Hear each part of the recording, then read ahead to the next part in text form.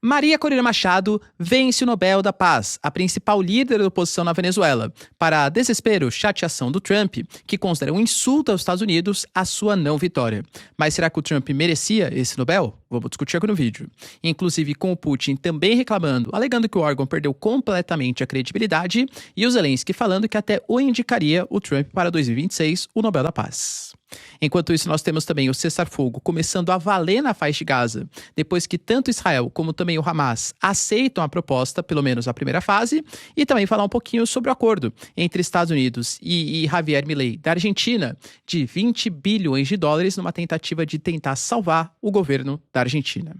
Falar um pouquinho também, galera, sobre o Trump, que alega na cúpula com o chefe de governo da Finlândia que a Espanha pode ser expulsa da OTAN, entender exatamente o que está acontecendo, enquanto o Trump abre, assim, críticas severas contra a China, alegando que a China está tentando desmontar o comércio internacional e fala de aplicações de sanções, tarifas pesadíssimas, dentre outras retaliações que podem causar o colapso da economia global.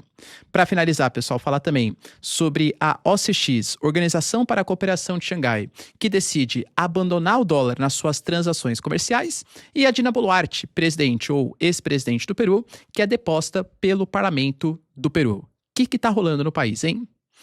Se vocês querem entender um pouco mais sobre esses assuntos, e muito mais também sobre geografia, geopolítica, atualidades, política, polêmicas, enfim, tudo para você se manter sempre bem atualizado, já se inscreve no canal, deixa seu like e compartilha esse vídeo, que o professor Ricardo conta muito com a sua ajuda. Belezinha? Pessoal, presta bastante atenção que hoje a gente já teve o dólar subindo para casa de quase 5,50 e realmente, tá? Não é recomendação de investimentos, mas é a tendência natural. Eu ainda considero um dólar bastante barato e até por isso uso a Nômade, que é a maior e melhor conta internacional do Brasil e parceiraça aqui do canal, para fazer as minhas aquisições, seja para manter como moeda, seja para as minhas viagens internacionais. A Nômade já tem mais de 3 milhões e meio de usuários, oferece as melhores taxas do mercado e ainda com o cupom que eu estou disponibilizando para você, Ricardo15, você ainda consegue ter acesso a um dólar mais barato, porque a Nômade vai te dar 15 centavos de desconto por dólar convertido. 15 centavos de desconto por dólar convertido. Cara, é super simples, é muito democrático, porque é muito simples. Você faz na palma ali da sua mão, né, no celular, a sua aquisição de dólares. Você pode usar em mais de 180 países diferentes. A Nômade tem vários outros benefícios também no aplicativo, como acesso ao Nômade Explore, que é o cartão de crédito que eu utilizo, inclusive, aqui no Brasil, para pagar conta de luz, conta de água, restaurante, etc. Porque esse cartão de crédito, ele me dá pontos que não expiram, eu posso trocar por vários outros benefícios, serviços, e ainda tem acesso a um cashback dolarizado. Sim, galera, eu vou utilizando e vou ganhando cashback em dólar para montar minhas posições. Além do que, eu tenho acesso, por exemplo, em viagens internacionais, ao Nômade Lounge, que é a sala VIP da Nômade, galera. Sensacional. Então, se você quiser, ó, link na descrição ou QR Code na tela para vocês, cupom Ricardo15 e tem acesso à melhor conta internacional do Brasilzão. Tamo junto, galera. Então, bora lá pro vídeo que tá um assunto bastante polêmico e complexo aí pra gente analisar. Como eu falei para vocês na introdução, Maria Corina Machado foi eleita, foi indicada, né, e acabou sendo a escolhida para o Nobel da Paz. O Alfred Nobel, em seu testamento, ele alegou que a pessoa que receberia o Nobel da Paz deveria ser a pessoa ou a organização que tenta contribuir de forma significativa para a fraternidade entre as nações, a abdicação ou a redução, pelo menos, dos exércitos e a promoção de congressos para a paz. Você considera que a Maria Corina Machado cumpriu essas obrigações? Segundo a galera que escolheu, sim. Por quê? Porque, segundo a própria indicação, a Maria Corina Machado representa a esperança e a resiliência de um povo que está há 25 anos sofrendo com a opressão de Nicolás Maduro. Inclusive, o próprio Nobel ali, né, indicou que a democracia é uma condição prévia para uma paz duradoura. Quando líderes autoritários tomam o poder, é essencial reconhecer os defensores da liberdade que se erguem e resistem, alegando que ela ainda se manteve no país, mesmo com toda a perseguição, e por isso ela é um símbolo de resistência, de resiliência para a população venezuelana e para a democracia internacional. Para quem não sabe, Maria Corina Machado, ela era a grande líder da oposição na Venezuela antes das últimas eleições. praticamente tudo confirmar, era o momento em que a Venezuela tinha assinado o Acordo de Barbados. Já contei essa história pra vocês, né? Eu já gravava vídeos pra internet e eu confesso que a Venezuela me deu uma certa enganada, tá? Falei, poxa, eu acho que o Nicolás Maduro, né? Ele já tinha melhorado um pouco a condição da Venezuela, porque o mundo estava precisando do petróleo venezuelano, a Venezuela já tinha saído do momento mais grave ali, de meados de 2018, 2017, 2019. Não que a situação esteja ótima, né? Bem longe disso, claro. Mas era uma situação que estava um pouco melhor. E aparentemente o Nicolás Maduro, até ali, com parceria da China, da Rússia, ia tentar vencer as eleições com reconhecimento internacional. Aparentemente, quando ele viu que a Maria Corina Machado venceu as prévias da oposição e estava nas pesquisas eleitorais muito na sua frente, ele começou a criticar. Não, a Maria Corina Machado, ela apoia sanções contra a Venezuela, ela já declarou apoio a uma intervenção militar estrangeira em nosso solo, ela apoia a privatização da PDVSA, que é a estatal de petróleo venezuelana, e isso é uma traição nacional. Ela foi impedida de concorrer ao pleito, indicou a Corina Iores, que era sua parceira ali, professora de filosofia, que também não pôde concorrer no processo porque houve um bug, uma falha no sistema eleitoral. Depois acabou sendo o Edmundo Gonzalez. O Edmundo Gonzalez perdeu segundo o órgão eleitoral venezuelano e segundo Nicolás Maduro, mas segundo a oposição, que contou as atas de maneira independente, foi o Edmundo Gonzalez que venceu o processo eleitoral. Ou seja, uma eleição que foi altamente contestada. Lembra que eu trouxe para vocês que Brasil, México e Colômbia, que são países de esquerda, até tentaram fazer a contabilização dos votos, mas isso não foi permitido. As atas eleitorais não foram divulgadas, né, mesmo para esses países que tentavam fazer uma espécie de interlocução, entre Nicolás Maduro e a comunidade internacional. E a Maria Corina Machado, ao invés do Edmundo Gonzalez acabou se refugiando, acabou saindo, fugindo ali, né, para o continente europeu. A Maria Corina Machado continuou, escondida, claro, né, na Venezuela, e até por isso recebeu esse Nobel da Paz. Por que eu falo para vocês que é uma coisa polêmica? Porque eu diria que a Venezuela não está nas situações mais tranquilas de todas, convenhamos, né? A gente está em um momento em que existe uma série de operações militares ocorrendo próximos do litoral da Venezuela, que o Nicolás Maduro foi declarado como líder do cartel ali, Los Soles, né? E os americanos, alegando que vão fazer tudo para perseguir os cartéis na América Latina. Algumas operações militares já aconteceram. O Nicolás Maduro convocou a milícia bolivariana, alegando que a inteligência da Venezuela já interceptou ligações, mensagens, que há uma possibilidade de intervenção dos Estados Unidos em território, e até o próprio Celso Amorim, que é o nosso assessor especial das relações exteriores, falou sobre isso. Olha, apoio, beleza, pô, legal a Maria Corina Machado, mas espero que isso não seja uma justificativa para uma intervenção militar estrangeira. Só um ponto interessante, a gente sabe que talvez o grande candidato, vamos colocar assim, ou que se autocandidatou, tenha sido Trump. Ele fala que ele conseguiu promover 7 acordos de paz, seja na questão entre Israel e Gaza, seja na questão Paquistão e Índia, seja da Caxemira, né? Seja na questão, por exemplo, Armênia e Azerbaijão. Ele fala que ele conseguiu 7 acordos ali, entre Ruanda também e o Congo, né? Alguns outros acordos ali que rolaram. Pois bem, galera, sabe quem indicou a Maria Corina Machado para ser uma das indicadas ali para o Nobel da Paz? Marco Rubio. Para quem não sabe, Marco Rubio é o secretário de Estado dos Estados Unidos. O secretário de Estado mais ideológico, né, deles. Inclusive, talvez o seu principal mote seja a derrota da esquerda na América Latina, e indicar a Maria Corina Machado, que era contra o Nicolás Maduro, era uma forma simbólica de fazer isso.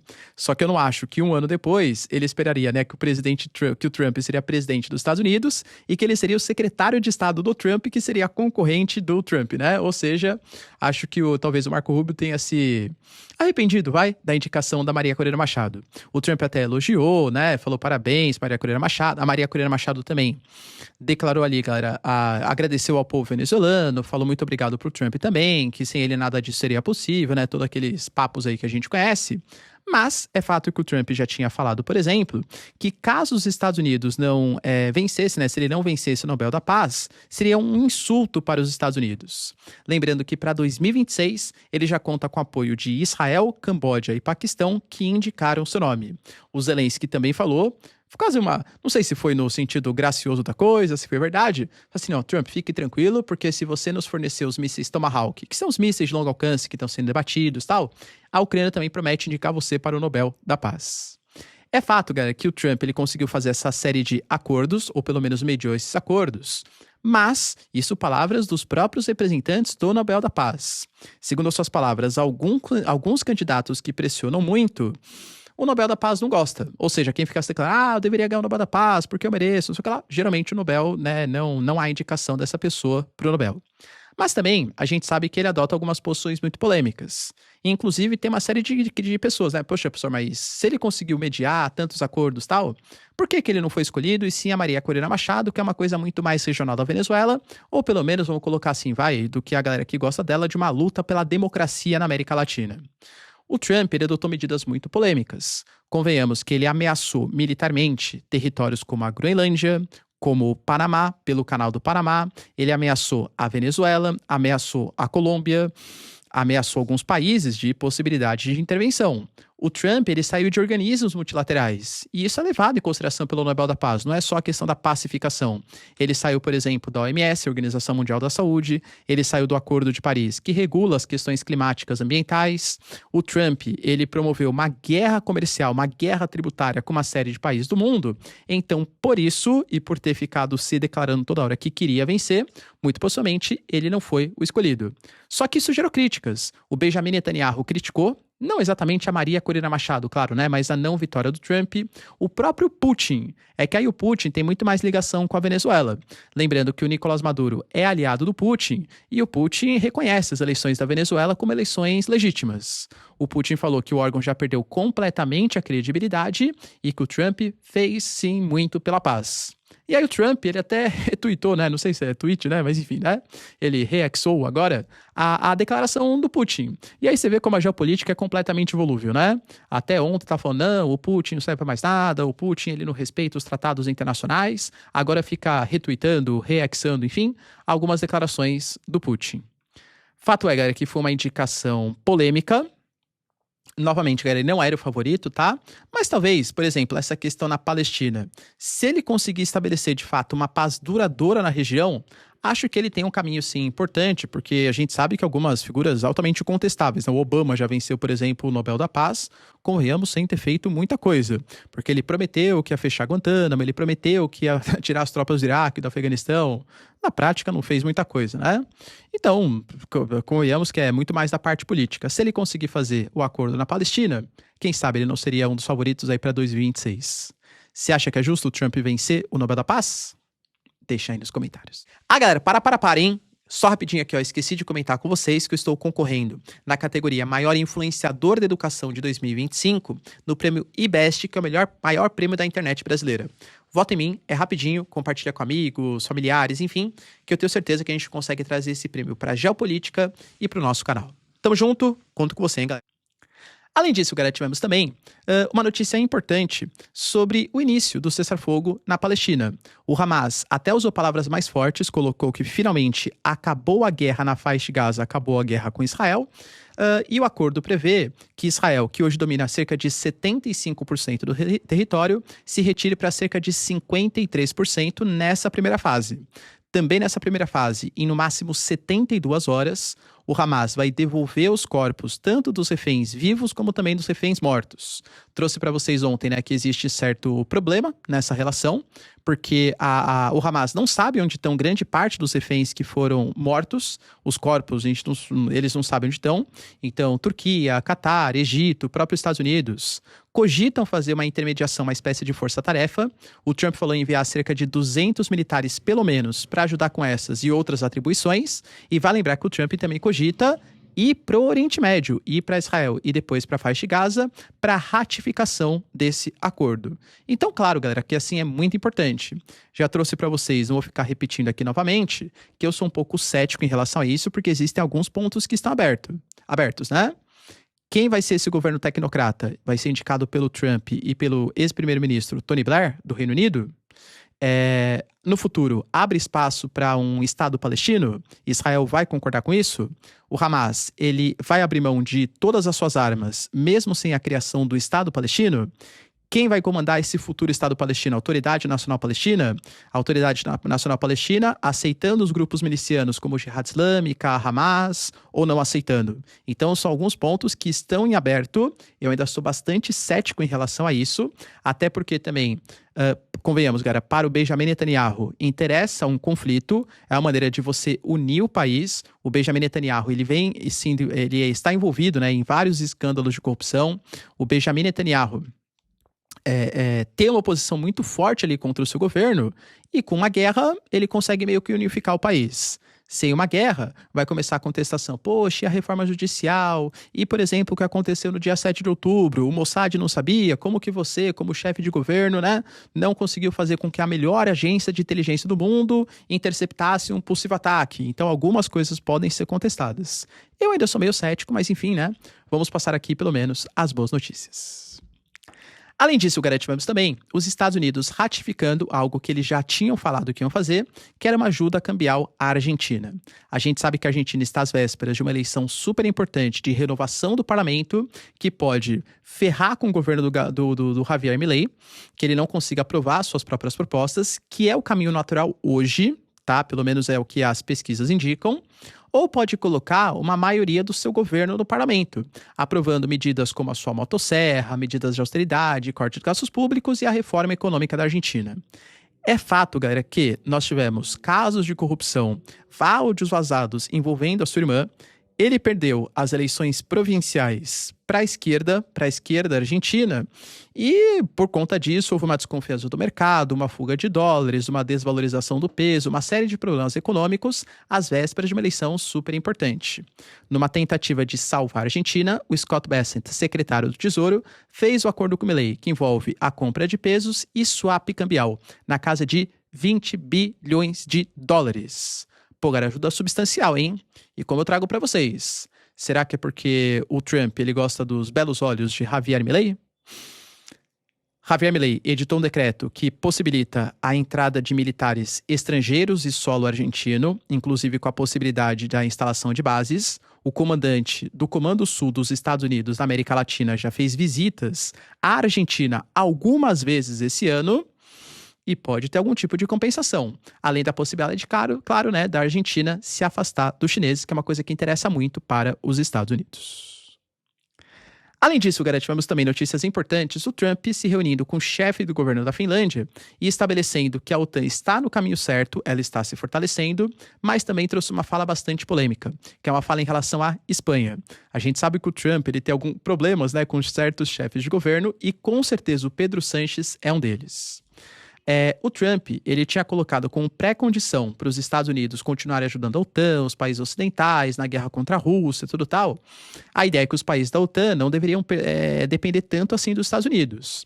Deveriam cumprir o mínimo da obrigação que hoje a OTAN tem, que é 2% do gasto do PIB em defesa, mas aumentar para até 2035 os gastos para 5%. 5%. Países como Polônia, os países bálticos, a Alemanha, a França se comprometeram com isso. Lembrando, galera, que tem que ser 3,5% com gasto em defesa e 1,5% pode ser gastos relacionados à defesa. Professor, como assim? Telecomunicação, você pode alegar que é relacionado à defesa.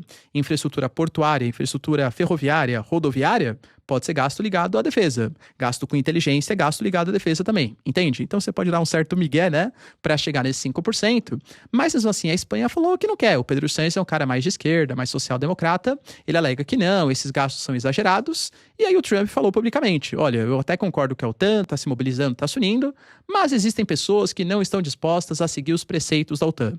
Portanto, acho que a gente deve expulsar a Espanha da OTAN. Quando ele falou isso, galera, o chefe de governo da Finlândia fez uma cara assim, né, meio... Eu não concordo com o que ele tá falando não, hein? É o Trump que tá falando, tá? Mas assim, acho que é muito mais sintomático, né? O Trump, ele costuma fazer isso, de forçar, de expor publicamente para haver uma pressão ali contra o Pedro Sánchez, mas na prática, claro, espero, né? Eu acho que não vai acontecer essa expulsão da Espanha. Além disso, galera, tivemos também, e olha que interessante, né? Quem acompanha diariamente aqui o canal, cara, não perde a oportunidade, né? Não perde as notícias ali em tempo real. Eu trouxe pra vocês, olha que notícia preocupante, hein? A China, ela anunciou ontem, inclusive mandando carta para uma série de países, uma regulamentação, uma burocratização maior para a venda de minerais terras raras, principalmente para os ímãs ali, né? Relacionados às terras raras. A alegação dos chineses, vamos contar a história inteira aqui, né? Os Estados Unidos e a China estão sim numa guerra comercial, mas eu diria que é uma guerra híbrida, que foge somente da questão comercial, entra na propaganda, entra na limitação de tecnologia. Por exemplo, os Estados Unidos estão se recusando a vender chips semicondutores que poderiam auxiliar a China em setores que a China é concorrente dos Estados Unidos. E a China meio que ficou pé da vida com isso. Bom, então beleza, os Estados Unidos estão limitando tecnologias pra gente, alegando que isso é um interesse nacional dos Estados Unidos. Sabe o que também é nosso interesse nacional? Que os minerais terras raras fiquem somente com a gente. Até porque a gente pode exportar os minerais terras raras e os Estados Unidos e os países europeus utilizarem isso para reforçar a aliança com Taiwan, para reforçar a aliança com as Filipinas, que disputa aqui com a China o Mar da China Meridional. Eu não sei qual vai ser o objetivo, eu não sei para que os Estados Unidos vão utilizar esses equipamentos. Então a China ela vai restringir esses minerais que têm uso duplo, que podem ser utilizados também para finalidades militares.